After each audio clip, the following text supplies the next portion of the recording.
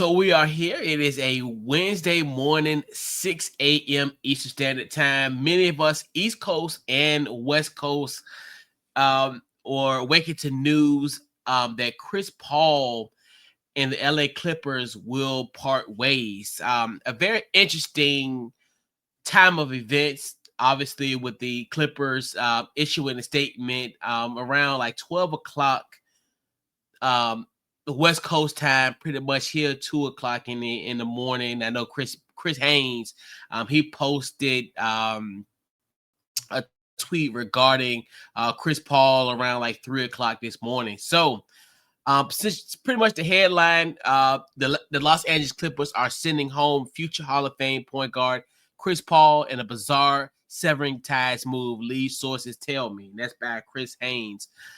This Clippers team, obviously, they are on the road. They actually played the LA Clippers. The Clippers don't play the LA Clippers. Come on now. It's early. It's LA Clippers facing the Atlanta Hawks tonight at 7:30. So the Clippers are on the East Coast, and it's really bizarre kind of how this all happened.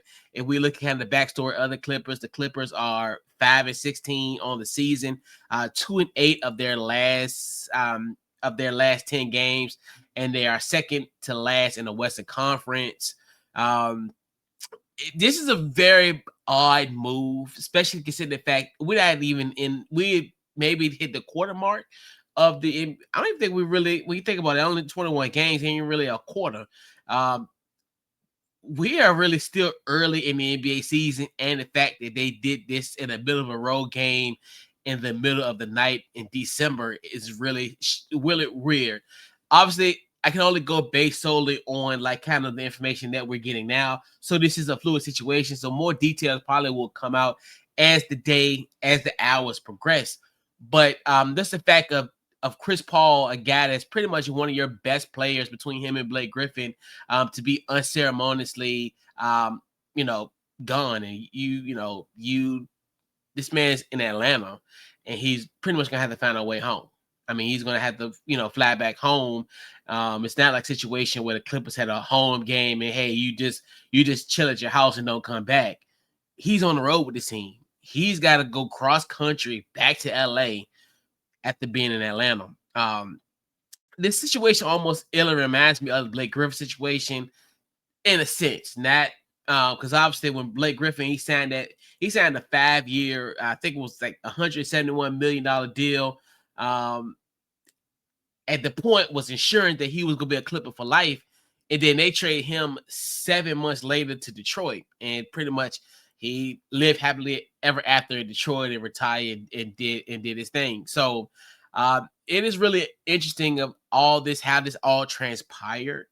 Um, and it's just and the detail about this where they can't cut him because the Clippers they only have 14 guys on the roster, including Chris Paul. So with them being so knee deep in that first apron, they don't have enough money to sign him because obviously they had the hard cap for the apron for the first apron, so they can't sign. They're pretty much stuck with them unless they trade him, which I think that he'll be able to be traded on December the 15th. So it's gonna be interesting of the future of Chris Paul. Is it kind of one of those things where, in my personal opinion, will they find a trade partner? And if they don't find a trade partner, this could be a situation where we may never see Chris Paul ever play basketball in NBA because obviously a few weeks ago, he did note that this was going to be his final season in the NBA. So a guy that's been in the league for 21 years, even though I've had some personal gripes about Chris Paul on some stuff, but I still don't think he deserved to go all the way like he's going now, because it's going to be really hard pressed to find a trade partner, especially, even though it's $3.6 million contract. It's gonna be interesting who will trade for him, and I hope he does get traded and he goes to a contender. Like I would hope, and I know in the perfect world situation, that Chris Paul will land somewhere like an OKC where he can contend for a title, or something of that nature. And then yet again, this is just another bad mark on the Clippers. As I mentioned, their record at 5-16. One of the worst teams in the NBA, one of the worst teams in the Western Conference.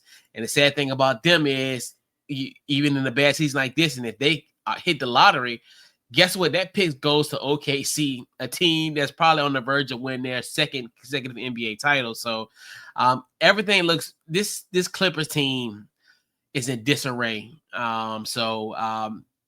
Yeah, man. So you've been updated on this breaking news story that happened in the middle of the night, where Chris Paul and the Los Angeles Clippers are cutting ties with each other. And this story is pretty much a to be continued. But hey, man, we'll catch you guys on our next one. And we're out.